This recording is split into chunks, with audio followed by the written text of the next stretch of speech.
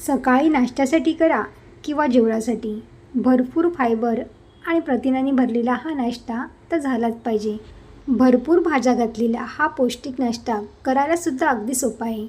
चला मग जास्तीचा वेळ न दवडता आपण लगेच रेसिपीला सुरुवात करूया. भरपूर फायबर आणि प्रोटीनयुक्त हा नाश्ता आपण मुगापासून तयार करणार आहोत.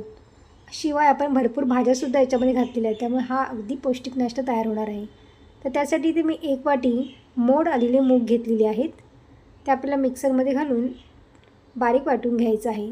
त्याआधी आपल्याला थोडंसं पाणी घालायचं आहे मिक्सरमध्ये, जेणेकरून छान असं वाटलं जाईल. जसं डोस्याचं पीठ आपण वाटतो ना, त्याच पद्धतीने आपल्याला फिरून छान असं बारीक वाटून घ्यायचं आहे. त्या बाउलमध्ये आपण काढून घेऊया. यामध्ये आपल्याला चवीनुसार मीठ घालायचं आहे. खूप जास्त बॅटर आपलं घट्ट असेल तर थोडंसं आपल्याला पाणी ॲड करून सरसरीत बॅटर आपल्याला तयार करून घ्यायचं आहे. या मुगाच्या बॅटरमध्ये तुम्ही वाटताना मिरची किंवा आलं घातलं ना, आलं लसूण तरी देखील चालेल. आता हे बॅटर आपल्या साईडला ठेवून द्यायचं आहे. आता आपण लागणाऱ्या भाज्या आपण चॉपरमध्ये घालून बारीक कट करून घ्यायच्या आहेत. तुमच्याकडे जर चॉपर असेल तर तुम्ही चॉपरमध्ये छान अशा बारीक भाज्या कट करून घेऊ शकता. तर चॉपरमध्ये इथे मी कोबी घातलेला आहे, शिमला मिरची घेतली आहे, गाजर घेतलेले आणि कांदा घेतलेला आहे. भाज्या घेतलेल्यांपैकी तुमच्याकडे जर कोणती भाजी नसेल तर तुम्ही स्किपसुद्धा करू शकता किंवा तुमच्या आवडीच्या भाज्यासुद्धा तुम्ही याच्यामध्ये ॲड करू शकता.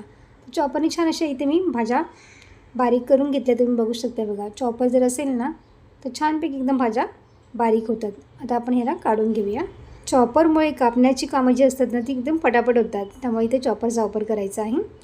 आता गॅसवरती इथे मी पॅन ठेवलेला आहे. पॅन छान गरम करून घ्यायचा आहे. सुरुवातीला आपल्याला पॅन मस्तपैकी गरम करून घ्यायचा आहे आणि त्यानंतर आपल्याला थोडंसं तेल याच्यावरती स्प्रे करून घ्यायचं आहे. त्याच्यानंतर आपल्याला थोडंसं पाणी घालायचं आहे आणि एखाद्या कॉटनच्या कपड्याने आपल्याला हे सगळं पुसून घ्यायचं आहे. तर डोसा बनवण्याकरता आपल्याला तेलाची आवश्यकता लागणार नाही आहे. नॉर्मल जसे आपण डोसे बनवतो ना त्याच पद्धतीने हा सुद्धा डोसा असा बनवून घ्यायचा आहे.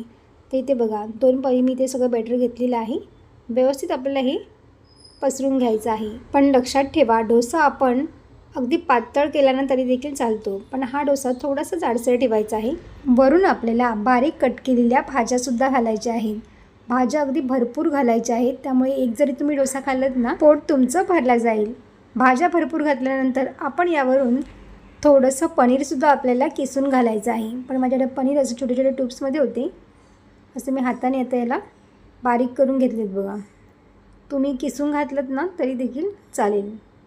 थोडंसं पनीरसुद्धा आपल्याला हे मेल्ट होईपर्यंत आपण याला छानपैकी एकदम क्रिस्पी करून घ्यायचं आहे, म्हणजे छान असा डोसा खालून मस्त शेकला जाईल आणि आपलं पनीरसुद्धा इथे थोडंसं इथे मेल्ट होतं. त्यामुळे ना चीज जसं घालतो ना आपण तसं पनीर घातल्यामुळे या डोश्याला आणखीनच खूप जास्त छान चव येते. आता थोडंसं वरून आपल्याला तेल स्प्रे करून घ्यायचं आहे आणि यामध्ये काही मसालेसुद्धा घालायचे आहेत. तर भाजीमध्ये आपण मीठसुद्धा घातलं नव्हतं किंवा काही मसालेसुद्धा घातले नव्हतं, तर इथे मी वरून थोडंसं मीठ घातलेलं आहे आणि काळी मिरी पावडरसुद्धा आपल्याला वरून घालायची आहे. थोडेसे सगळ्या भाज्या आपल्याला उलथण्याने थोडंसं दाबून घेतल्यामुळे छान असे आतपर्यंत हे शिजल्या जातील. आता आपला डोसा इथे हा पलटी करून घ्यायचं. बघा, थोडासा कलर खाली म्हणून छान असं डार्क आलेला आहे, म्हणजे आपला डोसा छान शेकला गेलेला आहे. आता आपण ह्याला पलटी करून घेऊया. अशा पद्धतीने आपण ह्याला पलटी करून घ्यायचं आहे, म्हणजे खालचीसुद्धा बाजू छान शेकला जाईल. 2 मिनटानंतर आपण पुन्हा असे करायचं. तुम्ही बघू शकता. बघा, डोसा मस्तपैकी झाला होता, हा शेकला गेलेला आहे. आता आपण याला काढून घेऊया. तर अशा पद्धतीने आपले मस्तपैकी एकदम हे डोसे इथे खाण्यासाठी तयार झालेले आहेत. आता दुसरासुद्धा डोसा इथे मी पटापट करून घेते. रेसिपी जर तुम्हाला आवडली असेल तर एक लाईक जरूर करा. चॅनलवरती तुम्ही जर पहिल्यांदा पाहत असाल तर सबस्क्राईब करायला अजिबात विसरू नका. बाजूची बेल आयकॉन पण जरूर प्रेस करा, जेणेकरून जेव्हा पण मी नवीन व्हिडिओ अपलोड करेन ना त्याच्या सर्वात आधी तुम्हाला नोटिफिकेशन मिळेल. हा नाश्ता जर तुम्हाला मुलांच्या टिफिनला द्यायचा असेल ना तर तुम्ही सगळी तयारी रात्रीच करून घेतलीत ना तरी देखील चालेल. फक्त गरमागरम सकाळी हा नाश्ता तयार करून मुलांच्या टिफिनला तुम्ही देऊ शकता.